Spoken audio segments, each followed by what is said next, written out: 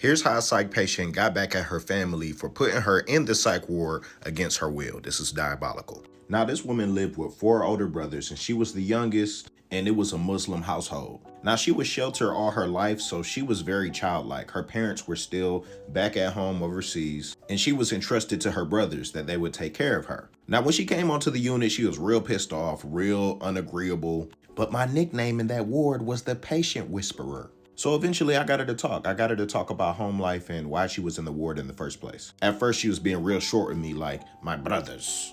But then, as she realized I was really just a cool dude trying to help her out, she let me know how her brothers control everything about her life. Like she said, they control what she wears, what she eats, where she goes. And she said sometimes when they want to do bad things, like bring prostitutes over and stuff, they'll just make up an excuse and have her committed to a psych ward. She said this was like her 4th hospitalization that year. And they just gaslight her, get her to do something irrational, call the police in some situations, but ultimately end up bringing her to the ward. So I could see why she was pissed off. So days went by. She kept asking the psychiatrist when she's able to go home. The psychiatrist kept trying to get in contact with the family. They weren't picking up.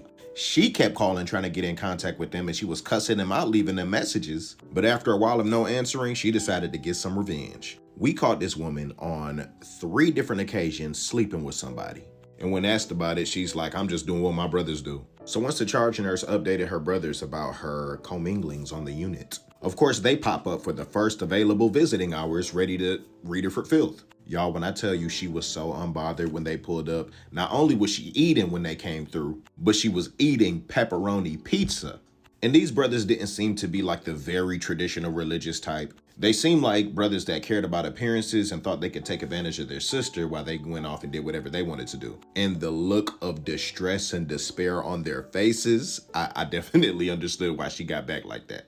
Now, granted, she did step out and do some things. And I'm not saying whether it was worth it or not, that's on her to decide. I'm just noting the fact that the brothers' reactions said that they might have had the wrong one.